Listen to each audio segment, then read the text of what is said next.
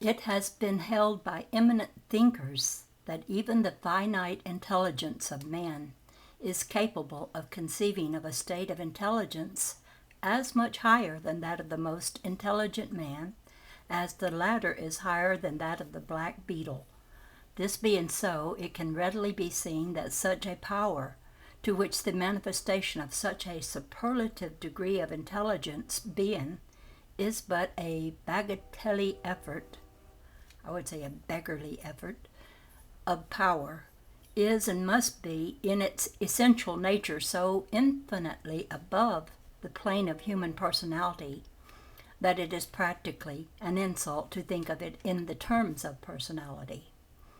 As has been frequently stated in this consideration of the first aphorism, the state of being of the infinite and the absolute reality, the eternal parent, during this state of the infinite unmanifest, cannot be expressed in words, for it is beyond words.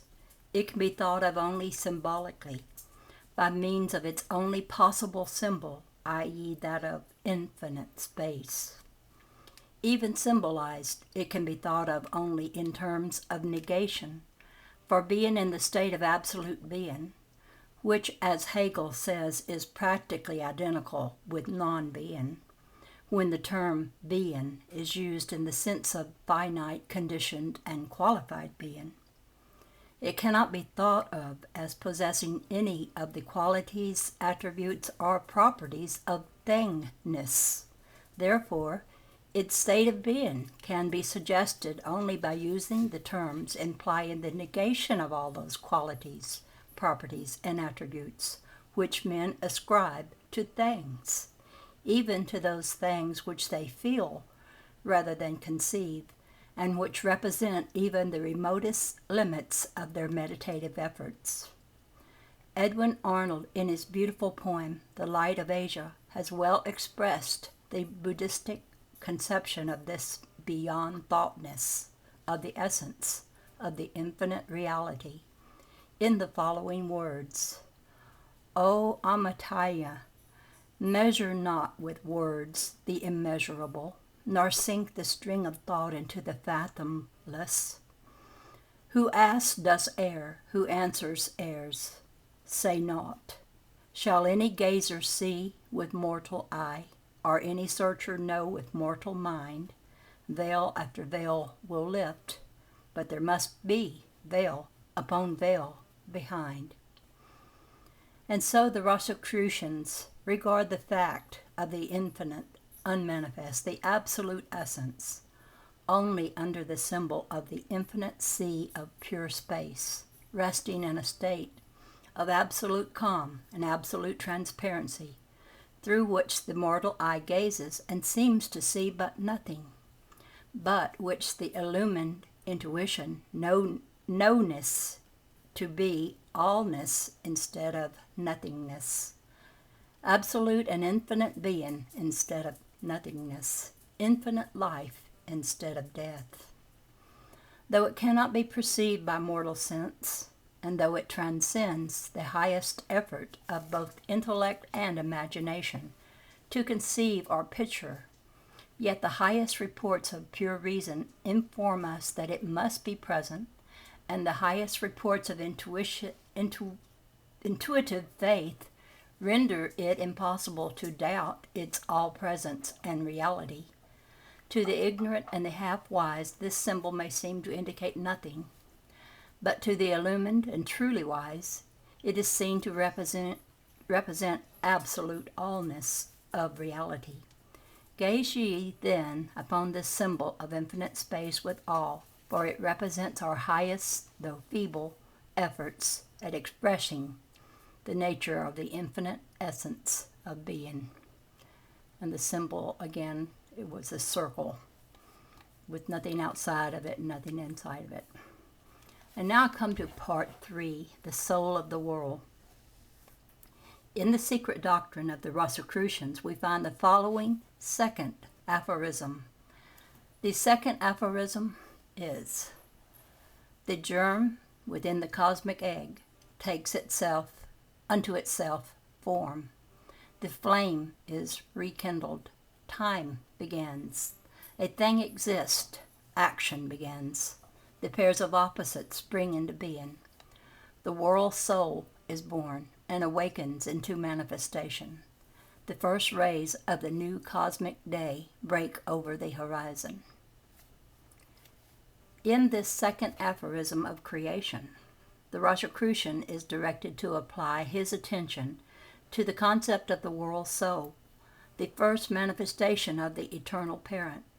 This world soul, the first manifestation, is represented by the Rosicrucians by the symbol of a circle containing at its center a black dot or point.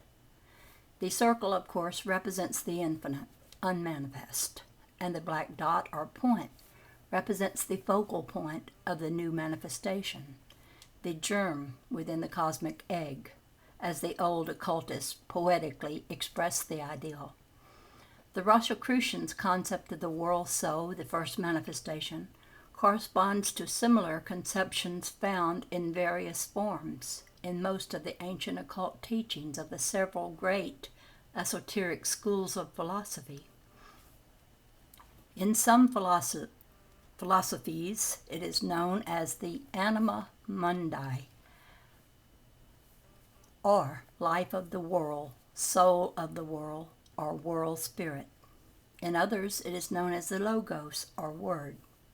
In others, as the demiurge. The spirit of the concept is this, that from the unconditioned essence of infinite unmanifestation, there arose an elemental and universal soul, clothed in the garments of the most tenuous elemental form of matter, which contained within itself the potency and latent possibility of all the future universes of the new cosmic circle or cosmic day.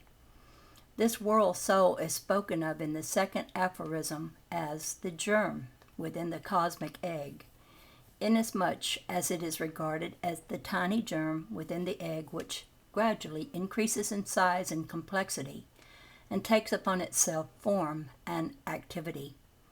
The symbol of the cosmic egg, of which the world soul is the animating germ, is a very old one, and one widely spread in usage in the ancient world.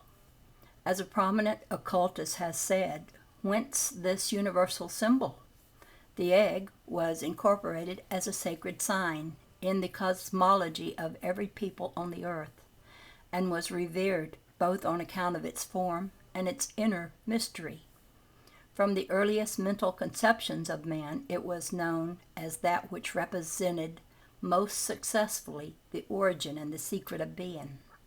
The gradual development of the imperceptible germ within the closed shell, the inward working without any apparent outward interference of force, which from a latent nothing produced an active something, needing naught save heat, and which, having gradually evolved into a concrete living creature, broke its shell, appearing to the outward senses of all a self-generated and self-created being, must have been a standing miracle from the beginning. The secret teaching explains the reason for the reference by the symbolism of the prehistoric races. The first cause had no name in the beginning. Later, it was pictured in the fancy of the thinkers as an ever-invisible bird that dropped an egg into chaos, which egg became the universe. Hence, Brahm was called Kalahansa, the swan of eternity, which laid at the beginning of each Mahananbhat, I can't pronounce that word, at the beginning of each a golden egg. It typifies the great circle, or O, itself a symbol for the universe and its spherical bodies. The first manifestation of the cosmos in the form of an egg was the most widely diffused belief of antiquity. It was a symbol adopted among the Greeks, the Syrians, Persians, and Egyptians. In the Egyptian ritual, Seb, the god of time and of the earth, is spoken of as having laid an egg, or the universe. Ra is shown like Brahma gestating in the egg of the universe. With the Greeks, the Orphic egg was a part of the Dionysiac and other mysteries, during which the mundane egg was concentrated and its significance explained. The Christians, especially the Greek and Latin churches, have fully adopted this symbol and see in it a commemoration of life eternal, or salvation and resurrection. This is found in and corroborated by the custom of Easter eggs.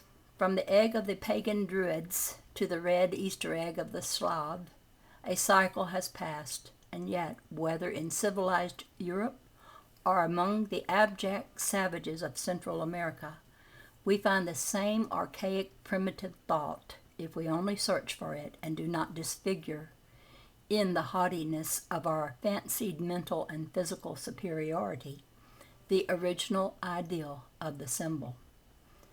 The concept of the world soul, in some form of interpretation and under some one of many names, may be said to be practically universal.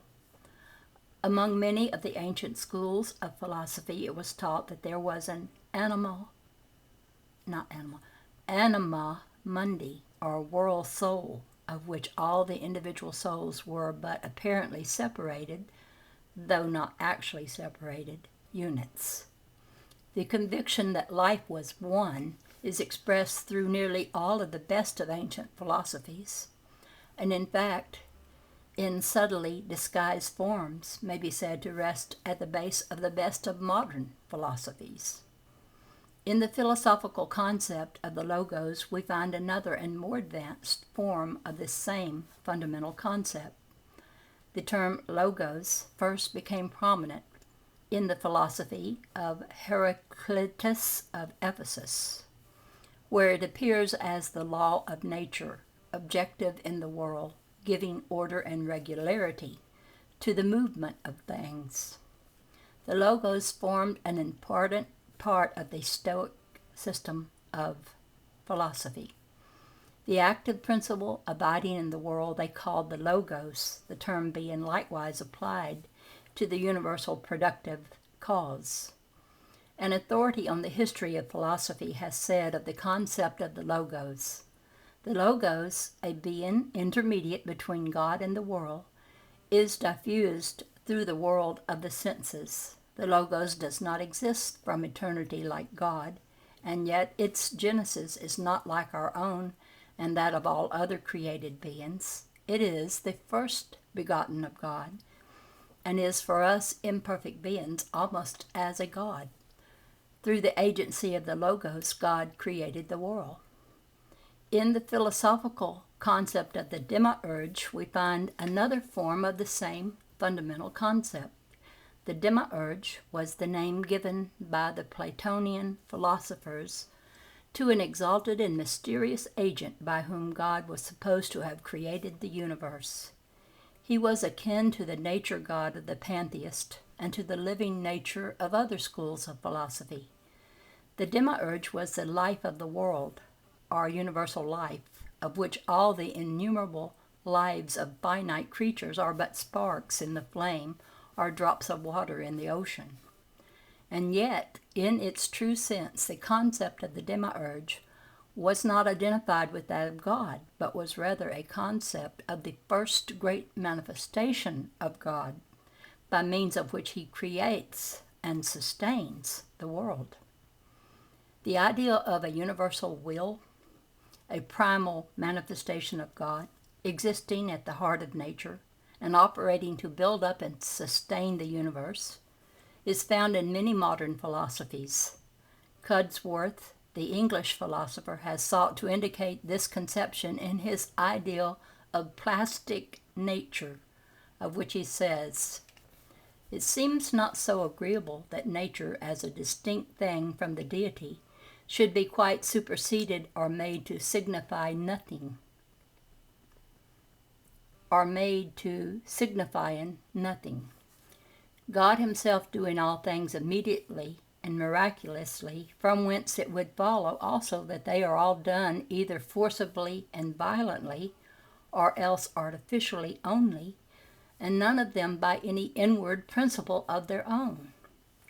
This opinion is further confuted by that slow and gradual process that in the generation of things, which would seem to be but a vain and idle pomp of a trifling formality, if the moving power were omnipotent, as also by those errors and bungles which are committed where the matter is inept and contumacious, which argue that the moving power be not irresistible, and that nature is such a thing as is not altogether incapable, as well as human art, of being sometimes frustrated and disappointed by the indisposition of matter. Whereas an omnipotent moving power, as it could dispatch its work in a moment, so would it always do it infallibly and irresistibly, no ineptitude and stubbornness of matter being ever able to hinder such a one, or make him bungle or fumble in anything. Therefore, since neither all things are pronounced fortuitously, or by the unguided mechanisms of matter, nor God himself may be reasonably thought to do all things immediately and miraculously, it may well be concluded that there is a plastic nature under him, which, as an inferior insubordinate instrument, doth drudgingly execute that part of his providence which consists in the regular and orderly motion of matter. Yet so as there is also besides this a higher providence to be acknowledged, which presiding over it doth often supply the defects of it, and sometimes overrules it, forasmuch as the plastic nature cannot act electively nor with discretion. I know that was a mouthful. Some of these philosophers really have a way with words. Other schools of philosophy, notably that founded by Schopenhauer, I can't pronounce these people's name, but you can look at it there. I'll point to it. Schopenhauer. Other philosophy have postulated the presence of a universal spirit, whose chief attribute is desire-will, from whom the universe of creatures has proceeded. The universal spirit is held to be filled with a longing, craving, seeking, striving desire to express itself in phenomenal existence. Schopenhauer calls it the will to live. It is described as instinctive rather than intellectual, and as creating intellect with which to better serve its purpose of self-expression. Other philosophers have proceeded along the main lines of the concept of Schopenhauer with various modifications. The same idea is expressed by some of the old Buddhistic philosophers, the very term, the will to live, being used to express the essential nature of the universal spirit. But it must be noted, in such philosophies, the universal spirit is considered rather as the eternal parent than as its first manifestation. In the same way, a second school of thinkers postulate the existence of a living nature, which expresses itself in innumerable living creatures and things, all things in the universe being held to possess life in some form and degree, as indeed the Rosicrucians creatures also hold. But it must be always noted that in the Secret Doctrine of the Rosicrucians, the world soul is not regarded as the infinite reality, but merely as the first manifestation thereof, from which all subsequent manifestations proceed, and into which they are finally resolved.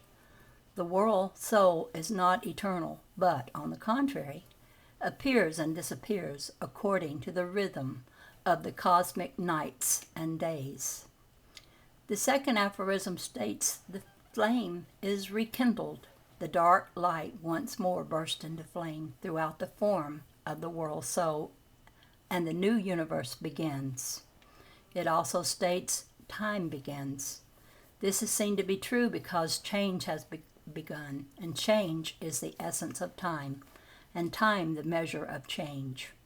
Again, a thing exists. This because the world soul is truly a thing, with all the characteristics of thingness. It can be defined and described in positive terms. It can be thought of logically and in terms of intellect, though perhaps not capable of being pictured in the imagination. Again, action begins. This because from the very inception of the germ in the cosmic egg, there is the manifestation of activity, motion, and change. The world soul is in constant and uninterrupted activity from the moment of its faintest dawn until the moment of its expiring quiver. Again, the pairs of opposites spring into being, as all thingness is accompanied by the presence of the pairs of opposites, the contrasting sets of qualities. It follows that from the first faint breath of the world spirit, differentiations begins, and the polarity of qualities exhibit themselves. Again, the world soul is born and awakens into manifestation. The world soul awakens into active manifestation from the very moment of its birth, finding within itself the impelling urge of the will to live and of expression. It proceeds at once along the lines of elementary instinct to prepare for manifestation of higher and more complex forms of life and action. Again, the first rays of the new cosmic day break over the horizon. With the coming of the world soul, the new cosmic day is indeed begun, and proceeds without interruption until the shades of the cosmic night once more overtake it in cyclic sequence.